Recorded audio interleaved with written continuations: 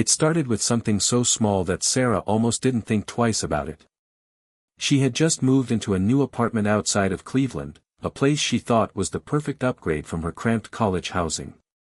The building wasn't fancy, but it had the essentials: 2 bedrooms, a balcony that overlooked the street, and a cheap rent that felt like a miracle in a city where everything seemed to be climbing in price. The landlord, a quiet man in his late 50s, had been overly eager to show her the place. He gave her a set of freshly copied keys, smiled nervously, and said, "It's safe here. People mind their own business." At the time, she thought nothing of it. The first few weeks passed without issue. Sarah settled in, decorated her living room with fairy lights, and unpacked boxes at her own pace. The apartment was peaceful, but something about it always felt watched. At night, she had the unnerving sensation that her every move was being tracked. She'd laugh it off, telling herself it was just paranoia from binge-watching too many true crime shows. But little things began to chip away at that logic. The first sign came when she noticed her phone charger wasn't where she had left it. She brushed it off, assuming she'd moved it without thinking. Then a week later, she returned home from work to find her bedroom curtains slightly drawn when she knew she had left them open. Again, she rationalized it, maybe she'd just forgotten. But when she found her toothbrush damp one morning, hours before she'd even used it, she felt her chest tighten. Something was wrong. One night, while microwaving leftovers, Sarah heard a faint clicking sound from the living room. It wasn't loud, but it was distinct enough to cut through the hum of the appliance. She turned off the microwave and stood still, ears straining. The noise repeated, click, click, click, like the sound of plastic shifting or a mechanical switch. She scanned the room, heart racing, but saw nothing unusual. The TV was off, the lights dimmed, everything exactly as it should be. Still, the sound burrowed into her head, refusing to let go. Unable to shake it, she began checking every corner of the apartment, looking under the couch, behind picture frames, even in the air vents. That's when she noticed the smoke detector above her bed. It looked normal at first glance, a white plastic dome screwed into the ceiling. But when she stood on a chair and peered closer, she saw a tiny black dot at its center, too small to be a sensor. Her stomach dropped. It wasn't a smoke detector at all. Her hands trembled as she unscrewed it. Hidden inside was a small lens, perfectly positioned to record her bed. She staggered back, her breath caught in her throat. The realization hit her like a tidal wave: someone had been watching her. Every night she spent in her pajamas, every moment she thought she was safe, someone had been there, silently observing. Sarah's first instinct was to run. She grabbed her phone and bolted out the door, dialing the police with shaking fingers. When the officers arrived, they searched the apartment and found not one, but 6 hidden cameras, disguised as outlets, motion sensors, and even one inside the vent near her shower. Each one was wired to transmit footage somewhere else. The officers tried to reassure her, but the truth was worse than she imagined. Whoever planted those cameras had been inside her apartment more than once. They had studied her, anticipated her movements, and carefully placed the devices where she would never notice. The landlord was brought in for questioning, but denied everything. Yet the gnawing question kept Sarah awake long after the police left: if the cameras were transmitting live footage, then someone, somewhere, had been watching her every move. And if they knew she had discovered them, what would they do next? She barely slept the first week after the cops took the cameras. Every creak in the building sounded like someone walking on the other side of her wall. Her friends rallied around her: texts, casseroles, that tight, awkward kindness people offer when they've never known how to fix something traumatic. The landlord kept his distance, answering calls with clipped politeness and promising a full refund of her first month's rent, even though it's not necessary. The detectives were polite too, but thinly staffed and practiced in saying what they couldn't do: we'll run the serials, see if anything comes back, and we can log the cameras into evidence, which felt less like action and more like a ritual meant to soothe. Still, a week later, Detective Alvarez called. He sounded tired. We pulled what we could from the devices, he said. We found a few IP addresses. One of them traces back to a hosting server in Detroit, likely a relay. The others are overseas. It's messy. Messy meant someone was covering their tracks well. Messy meant there were probably others. Messy meant she wasn't the only one. She should have moved out then. Instead she stayed because fear is a strange economy, movement costs money, time, the embarrassment of starting over when you're 28 and your life is finally steady. She told herself she'd sleep on the couch, that she'd keep a baseball bat by the door. She bought a cheap white noise machine to mask the clicks that had haunted her earliest nights. But the feeling of being watched didn't need a camera to exist. It thrived in the suggestion of an observer, in the blank corners of a room. She found herself rehearsing conversations in front of the bathroom mirror, watching for a flicker of movement in the reflection like a stage actor testing the audience. Then, the first file showed up on her phone. It was a short clip, a vertical shot of her coming home from work, her keys, her jacket, the way she fumbled with the door. The timestamp read 2 nights earlier. The file name was a string of numbers and then a word she recognized from a comment she'd scrolled past on a forum months ago, something about safety checks. Panic slammed into her so hard she made herself sick. She opened the file with trembling fingers. Underneath the clip was a message, "You're beautiful when you think you're alone." There was no sender. No account. Just the footage, the text, and a small icon that, when tapped, expanded into a chat thread, strings of messages from accounts with innocuous usernames, like at Lounge Sitter and at Watchful Pause, praising clips, comparing angles, and trading tips about placement. Some posted screen grabs of other apartments, faces blurred, doors half open, like postcards from lives not theirs. She called Alvarez again, voice breaking. He took it seriously this time, more than he had the first week, but his options were limited. Tracing the message led nowhere, the accounts were ephemeral, created and abandoned in a day. The hosting server in Detroit was just a shell. These people use layers upon layers of anonymity, he said. They're professionals or they pretend to be, and there's a lot of money in this. People pay to watch.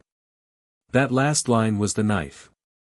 Someone, somewhere, had monetized the smallest violations of privacy and turned them into entertainment.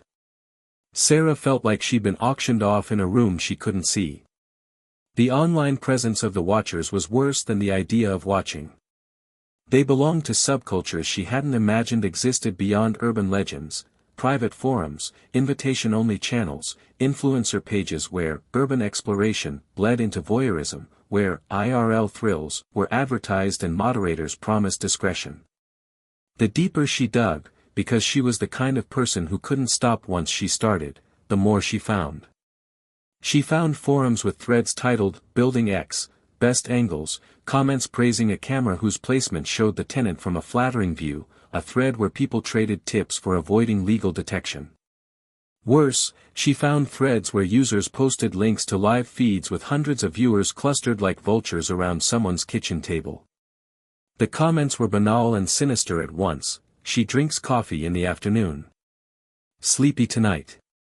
Would love a close-up of the scar on her chin. The language was casual, intimate. They catalogued people like birds in a field guide. She tried to ignore it. She failed. Her mornings were now sifting through cached pages, screenshots, and the slow appetite of an investigator who had learned to follow breadcrumbs even when they led into the dark. One night, in those cavernous hours, she found a username used across 3 different platforms that included a small piece of the landlord's name, an odd enough coincidence that she took a screenshot and sent it to Detective Alvarez. His reply came at dawn, "We checked. The landlord's phone does sync to an account that was active that week. He says it's false. We can't detain on suspicion alone." The word alone echoed. Alone. She pictured the landlord's easily spoken denials, his nervous smile as he handed her the keys, the way his hands seemed too clean for someone who kept an entire building. Paranoia metastasized into a plan. She couldn't rely on overstretched police or the blurry promise of forensic time. She started leaving deliberate traces, lights off, then on, a single book left open on the couch where a camera would catch it, a sock thrown across the hallway. She wrote a note and slipped it under the landlord's door, "Dear Mr. Hayes, we need to talk," and waited. When he didn't respond, she whispered questions to her phone into the recorder app, the kind you use for interviews. She told herself she was gathering evidence, building a case in case the police came through. In truth, she was building a map of her own fear, charting the points a predator might use. One evening, while reviewing footage she'd managed to salvage from one camera the detectives had returned with a sanitized file, she saw something that stopped her heart, not a viewer, not a username, but a reflection. In the tiny round of a doorknob caught at the edge of the frame, there was a figure standing in the hallway outside her door, a silhouette she recognized because of the way the figure held their shoulders. It was the landlord. He was looking directly at the camera as if checking angle and focus, a slight smile in the reflection. She scrubbed the video over and over, each pass tightening the knot in her gut. It was him. She called Alvarez and then waited in a way she'd never known how to before, suspended, like a limb waiting to be reattached. The detective promised a follow-up. He promised to bring the landlord in again. But promises, she had learned, were often a way to delay the inevitable, to tidy a problem into a future time when you might feel less frightened. That night, she slept with the living room light on and the recorder under her pillow, as if sound could protect her where walls could not. The recorder hummed all night. The file at dawn contained nothing but the faint tick of a clock and the whisper of the building settling, except at 3:12 a.m., a soft step on the balcony, the click of someone sliding open the latch, and then, for the bravest part of her heart, a whisper of her name. She played the clip until the audio flattened into a smear of static. The voice was low, cultured, and impossibly close. It said, simply, "Sleep well, Sarah." She didn't. If the first phase had been discovery and the second had been unraveling, what came next would be a confrontation she didn't quite know she wanted until it was upon her. They called him Lincoln Hayes in the lease, both formal and faintly theatrical, like a name chosen for a stage. Up close, he was smaller than she'd expected, wiry with knuckles that looked perpetually calloused from adjusting thermostats and opening crawlspaces. He sat across from her at the kitchen table in his apartment 2 floors up, the detective between them like a buffer, and he smiled a smile that tried to be conciliatory and landed somewhere near a varnished politeness. "I told you, Sarah," he said, hands placed so carefully on his knees they looked rehearsed, "I don't know anything about cameras. People move in and out. Maybe the previous tenant," he paused, as if offering someone else as the culprit might soften the accusation.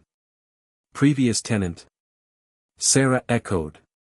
She should have felt vindicated, any attacker revealed as an ex-occupant, some ghost of the building's past. Instead she felt nausea. "You had keys." It came out sharper than she intended. "You showed me the apartment. You put the smoke detector up." His eyes flicked to the detective and back to her. "I fix things in the building," he said. "I check detectors. I replace batteries. I give my tenants peace of mind." He folded his hands again. "If someone was watching you, it's not because I'm a voyeur. Maybe someone used my tools, my routes." It was a plausible defense, too neat, too practiced. It was also the kind of explanation that gave people space to breathe and move on. Detective Alvarez wasn't convinced. He had paperwork, rental histories, work orders, logs of people he'd seen in the building. He had, to Sarah's surprise, a dog-eared notebook in which he had recorded each of their interactions. "We've got traces," he said. "We have reason to search further. But we need a warrant." Warrant. Another procedural word. Another promise of future action that depended on more signatures, on judicial patience. While the legal gears turned, Sarah found herself drawn to the building's other residents in a way that felt like reconnaissance. She knocked on doors she'd never spoken through before, carrying a casserole or a smile, trying to coax stories from people who'd accepted the building as the backdrop of their lives. An elderly woman downstairs, Mrs. Cale, admitted she'd seen odd men around the laundry room. A bartender from the next unit said he'd noticed the landlord coming in late with boxes. A young couple admitted their cat had gone missing for a day and returned with a tuft of fur missing. These were fragments, minor, inconvenient, but together they sketched a pattern of small violations that added up to something sinister. At night, her inbox filled with strangers, messages from people with usernames she didn't recognize offering empathy and, unnervingly, warnings. One user sent a link labeled, building41.live, not safe. Another wrote, if you want proof, watch the stream at 2 a.m. She clicked. The site opened to a grainy feed from a hallway cam, blurry, washed out, then a second camera, then a grid of feeds, each showing mundane crime, a woman folding laundry, a man brushing his teeth, a child practicing piano. It was as if someone had assembled a mosaic of private lives and hung it for strangers to gape at. The chat rolled beside the stream, a river of commentary that ranged from mundane to cruel. A pinned message at the top read, donation link for premium access. She felt sick again, not from fear but from a new, colder fury. People were being commodified. Dignity was being sold.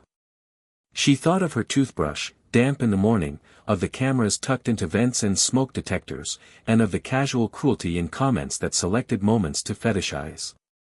Yet for all her rage, she was alone in her apartment staring at a screen. The police, her protector turned procedural, moved in their rhythms.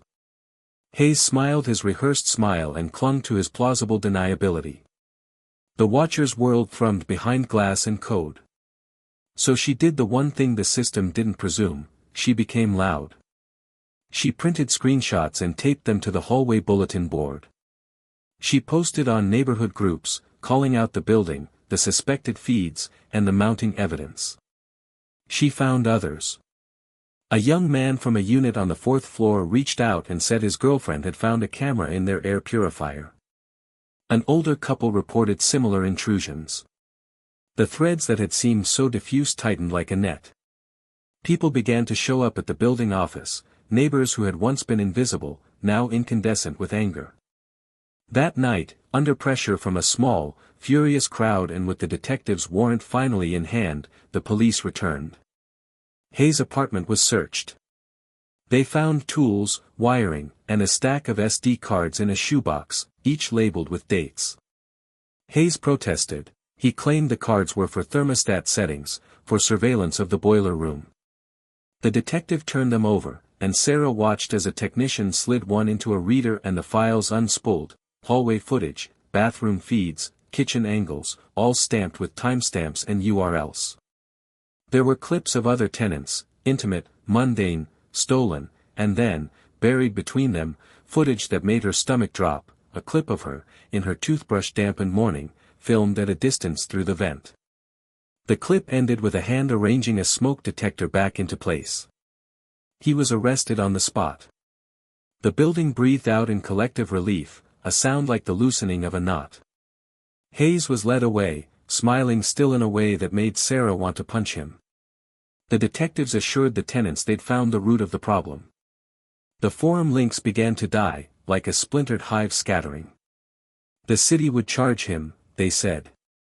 The other feeds would be traced. He would pay for what he'd done. Sarah felt vindicated in a way she hadn't imagined, small, clean justice settled by badges and paperwork. But that night, after the building's lights went out and the corridor doors clicked, she slipped back into her apartment and sat in the dark. There were more clips, files that didn't line up with Hayes' activity. There were IP addresses that led into dead ends and relays that started in places Hayes couldn't reach. There were usernames that the SD cards referenced, handles that had commented on his placements, that had given him advice on angles and lighting. Hayes had been a node, perhaps, but not the whole network. She wanted the relief of a single villain to name, to point at and close the case around. Instead, the evidence suggested a broader architecture of violation, a network that moved and masked itself and made commerce of privacy. It suggested that the watchers were not merely local, not merely one building, but an industry with workflows and tips and patrons who paid for access. She lay awake and listened for the click of a plastic lens, for anything that would tell her the danger was over. The recorder under her pillow had captured hours of silence and one clip at 1:16 a.m. that chilled her, a soft, deliberate whisper through the vent, "Nice work setting the trap." The voice was unfamiliar. It was also unmistakably male, amused, and very far from done. Confronting Hayes had been necessary, but it hadn't been sufficient. The game had expanded beyond a single man's hands and a landlord's keys. It had become a hydra. Cut one head and two more would take its place, spread across servers and screens and the anonymous comfort of thousands of onlookers. Sarah realized, with a cold, resolute clarity, that exposing this would require more than police work and outrage. It would require infiltration, cunning, and allies she didn't yet have. It would require going where the Watchers lived, online, hidden behind layers of encryption and casual cruelty. She stood up, pulled on shoes, and started typing into an account she'd made under a different name. If she couldn't stop them with warrants and evidence alone, maybe she could learn their habits, find their vulnerabilities, and pull them into the light.